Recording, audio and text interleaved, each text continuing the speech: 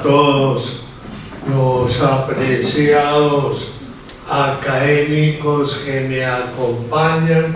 Un saludo al doctor Juan Rafael Bravo, presidente de la academia, igualmente al doctor Saúl Sotomonte, primer vicepresidente, y de igual manera al doctor Gilberto Álvarez, secretario de nuestra entidad.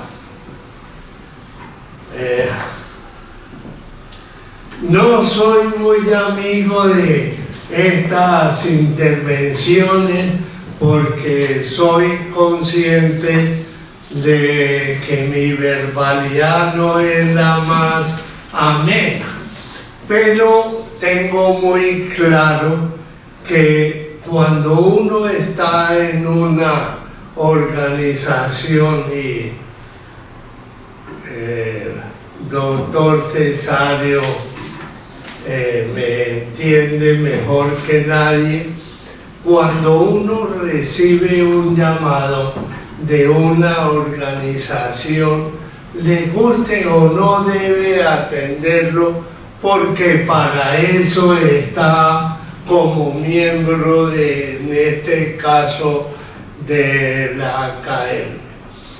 Lo hago además por compromiso y con mucho gusto, y además contento de contar entre los presentes y los que virtualmente asisten con compañeros en esta ley de la academia. Debo hacer una aclaración. En rigor, lo que me han pedido no es propiamente una disertación ni un estudio hecho sobre el tema que sugerí como título, sino que es el compendio de un concepto rendido a la Corte Constitucional, en los que son frecuentes cuando le piden el apoyo a la academia. Luego, no es un estudio a profundidad sobre el uso del idioma en el tema de la redacción de textos normativos, ni es tampoco un estudio sobre técnica legislativa. Es el concepto rendido recientemente para que fuera presentado por el señor presidente a la academia sobre un cuestionamiento muy puntual que hizo algún ciudadano sobre la posible inexequibilidad de una parte de la ley 2466. Creo que es oportuno y necesario hacer un breve preámbulo. El Código Sustantivo del Trabajo, aunque tuvo un antecedente o varios, pero el más próximo temporalmente fue la Ley Sexta de 1945, y decía: el Código que fue expedido en 1950, es un texto muy bien pensado, muy bien elaborado, muy coherente, bien escrito, muy claro. Naturalmente, en los 75 años que han corrido desde entonces, ha habido variaciones en la estructura del país, en los usos comerciales, en la implementación de tecnologías. Luego, en algunos aspectos ha ido quedando obsoleto, no por malo, sino por razón de los cambios que todos sabemos luego del fin de la Segunda Guerra Mundial, pues se aceleraron y en este siglo han adquirido una agilidad y una profundidad inmensa, sobre todo en los aspectos de producción de bienes, tratamiento de materias, en fin. Síntesis: es un estatuto muy bien elaborado. Bueno, intervinieron ilustres tolimenses, el doctor Antonio Rocha, Darío Echandía, Blas Herrera Anzoátegui, padre de un apreciado académico, el doctor Hernando Herrera, y otro, tal vez el más destacado de ellos, el doctor Adán Arriaga Andrade. Luego, personajes muy cultos, muy enterados y sobre todo muy preocupados por producir un estatuto que fuera de utilidad para el país.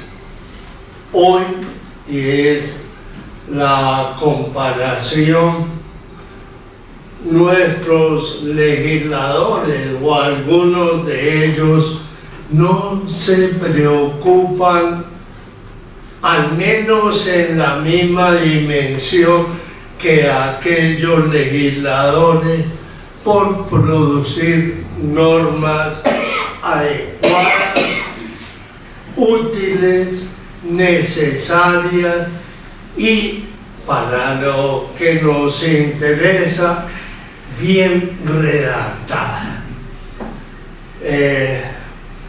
Decía ahora un comentario que prima el interés en los legisladores, o en algunos de ellos, el interés electoral antes que el interés de beneficio para todo el país, y cuando hay interés por algún beneficio es solo para un sector político o ideológico, lo cual se distancia de la ecuanimidad que tuvieron los legisladores del año 50. En fin, ese código fue profunda y, me permito decir, negativamente afectado por el texto de la Constitución del 91. En el artículo, En el código, en los primeros 21 artículos, se plasman unos principios muy equilibrados, muy acordes con lo que dijo el artículo primero de ese código, que dijo: la finalidad de este código es lograr la justicia entre empleadores y trabajadores en un marco de equilibrio social y económico, que es perfecto para lo que debe buscarse en una relación de empleadores y trabajadores. Pero regreso al comentario sobre la Constitución, en que en el artículo 53 muy hábilmente alguien metió una frase, en mi opinión, lapidaria. Sé quién la metió, pero omito el nombre. Dijo: el Congreso expedirá el Estatuto del Trabajo. Punto. No más. ¿Qué quería decir o qué quiere decir con eso? Aprobar la Constitución y con ella este artículo, quedaba claro que no había Estatuto del Trabajo alguno. Quedó borrada toda la legislación laboral cuando dicen el Congreso expedirá. No dijo un estatuto, sino el estatuto, el que corresponda, que no existía, según esa frase, en el país. Es que las palabras a veces parecen inocuas, pero reflejan mucho. Y a continuación dijo: la ley que expida el Congreso deberá corresponder o incluir los siguientes principios, y con esos principios que planteaba o se plantearon en este artículo, borró los 21 que existían y que materializaban ese mandato del artículo primero, según el cual el objetivo, la finalidad es la justicia entre las partes en un ambiente equilibrio económico y social. Bueno,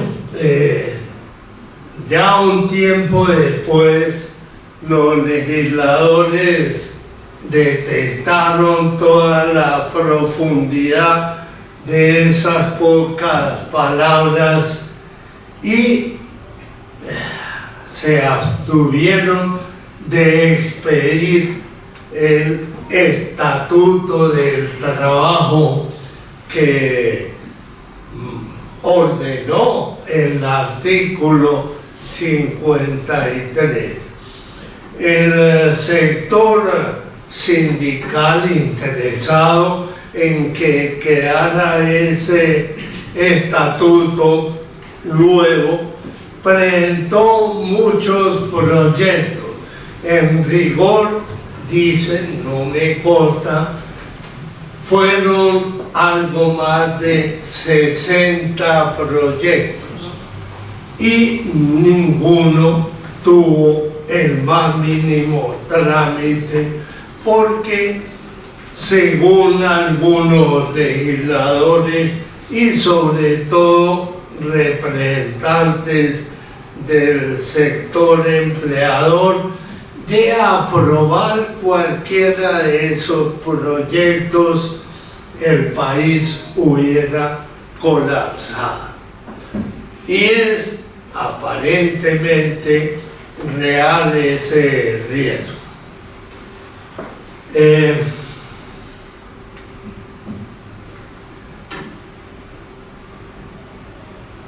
Las cosas así, no se aprobó ningún proyecto, y eso ahora que lo he dicho para ambientar la comprensión de la expedición de la ley 2466, es lo que explica que ahora con la reforma laboral se haya querido materializar lo que no pudo concretarse en los 60 y más proyectos anteriores, y bajo una filosofía nueva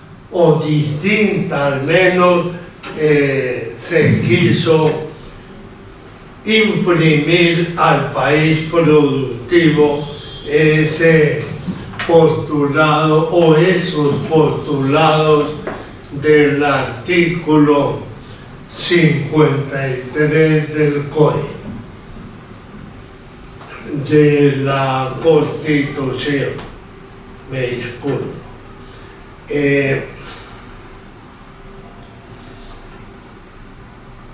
El Ministerio presentó un proyecto bastante, puede calificarse agresivo, sobre todo por los beneficios algo desbordados que contemplaba en el proyecto para el sector sindical y para los dirigentes sindicales. Esa parte fue rechazada en este Congreso. No hubo acogida a ese primer proyecto y por tanto un cambio, unos cambios importantes que fueron los que finalmente permitieron que el proyecto de reforma al Código prosperara, pero ya atenuados los cambios que inicialmente el gobierno intentó implementar. Esos cambios que sí fueron aceptados, algunos pertinentes, otros convenientes, otros negativos, incluyeron una modificación a algunos artículos en los cuales se incluyen las obligaciones y las prohibiciones de las partes, lo que debe hacer uno y otro y lo que no debe hacer uno u otro.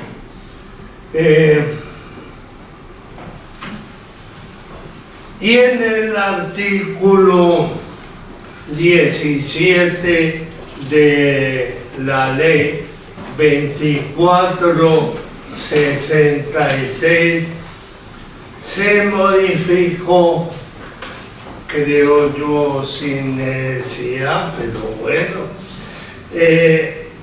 El artículo 59 del Código, en el que se incluyen las prohibiciones al empleador.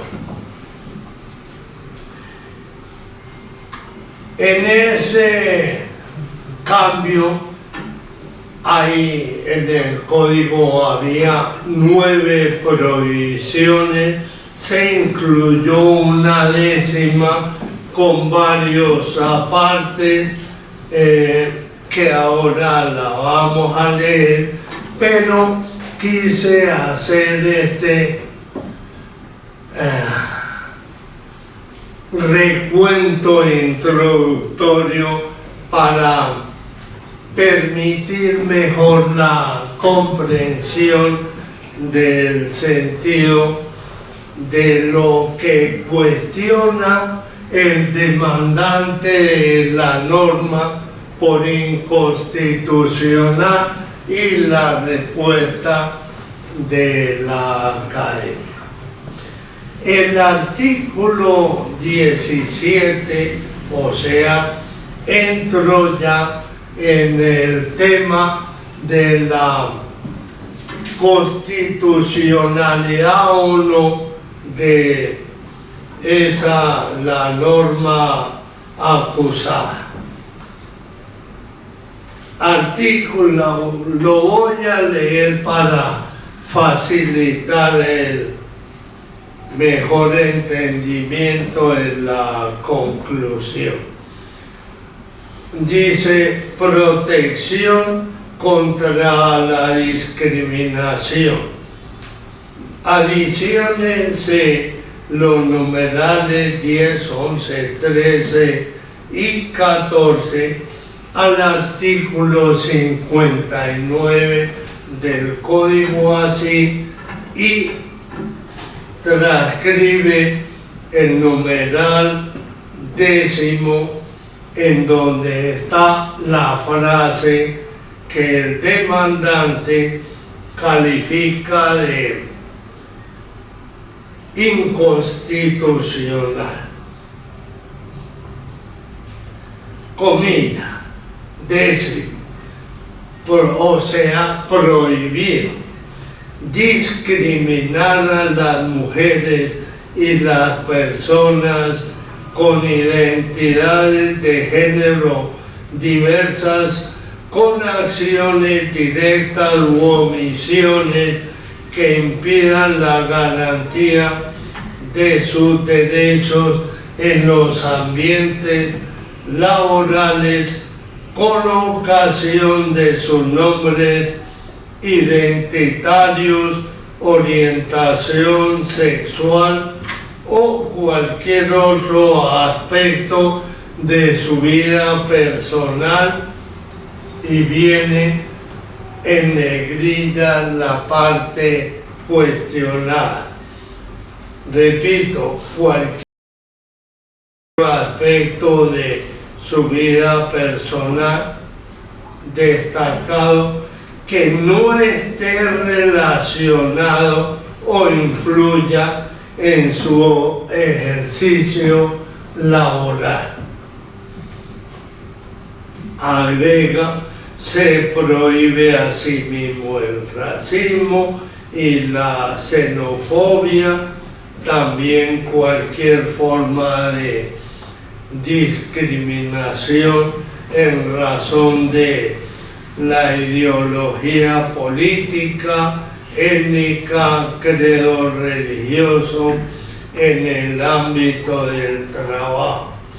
Se prohíbe también generar, inducir o promover prácticas discriminatorias hacia las personas de los trabajadores que se identifiquen con otros géneros no binarios y diversas sexualidades o cualquier otro aspecto de su vida personal y repite, que no esté relacionado o influya en su ejercicio laboral.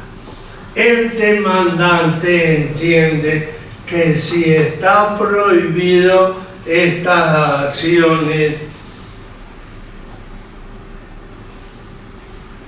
que no es en su vida personal, que no esté relacionado o influya en su ejercicio laboral, él dice, eso entiende o da a entender que si al contrario está relacionado o influye en su vida personal, si está permitido. O sea, si está prohibido esa discriminación en cuanto no esté relacionado o influya en su ejercicio laboral, quiere decir que no está prohibido cuando no está relacionado o influye en su vida laboral. Ese es el meollo de la demanda. Trae un desarrollo de sus argumentos que me parece que están condensados en lo que ya les he compartido, por lo que no lo repito. Y entro a las consideraciones de la academia. Son cortas realmente. Es pertinente anotar que las expresiones de la norma demandada y las de la argumentación de la demanda pecan de imprecisiones que dificultan la comprensión de los textos correspondientes, siendo más notorios los que tiene la disposición cuestionada, aunque tal anomalía es común en muchos de los artículos que tiene la ley 2466 del año en curso. Me permití esa crítica porque realmente la redacción, la ley es muy extensa y la redacción en muchas partes la considero deficiente.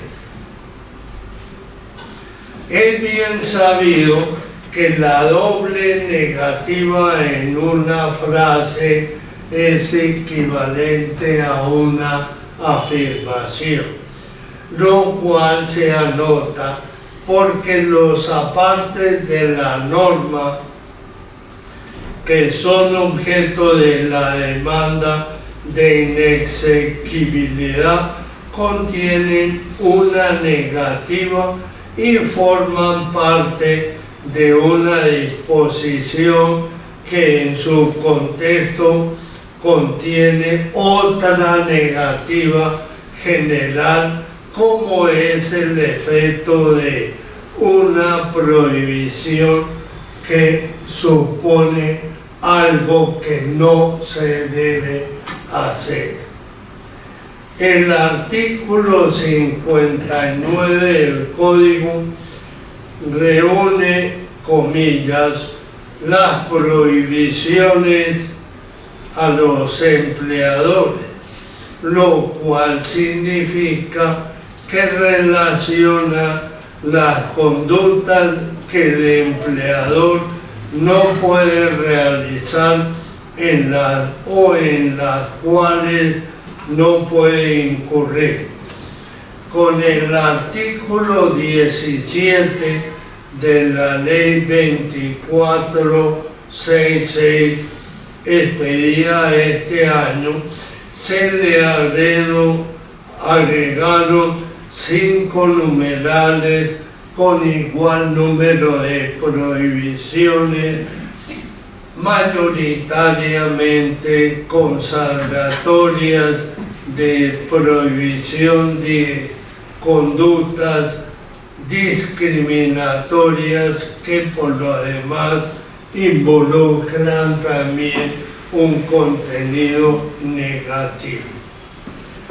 En lo que toca con la demanda, cuyo estudio se le ha pedido a la Academia, la prohibición cuestionada, que no lo es en su totalidad, sino solamente en una expresión repetida, según la cual la prohibición de discriminación se dirige, comillas, que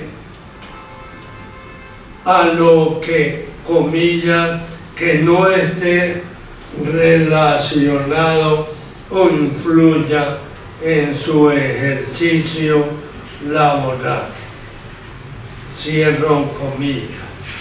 Por lo que para el demandante conduce a entender que si la conducta discriminatoria está relacionada o influye en su ejercicio laboral, queda excluida de la prohibición.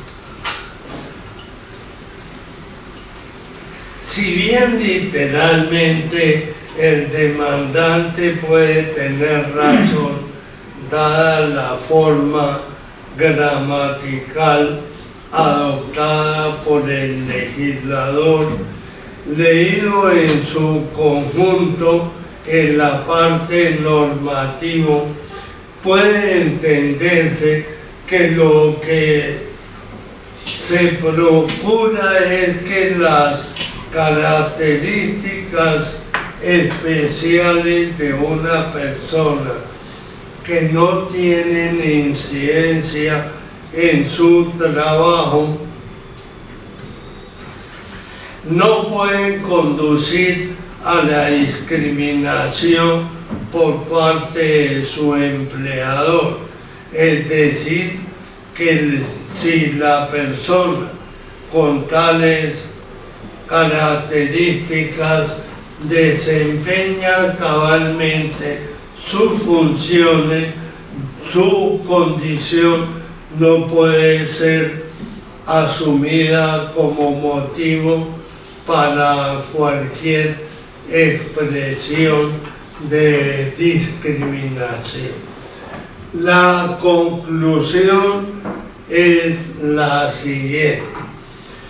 Con base en las consideraciones anteriores, se estima que la disposición objeto de la demanda en los apartes que son cuestionados puede generar confusión por sus imprecisiones gramaticales, pero no transgreden los textos constitucionales que se mencionan en la demanda como vulnerados, por lo que en opinión de esta Academia no hay motivo para declarar su inexequibilidad, aunque puede ser recomendable incluir en la decisión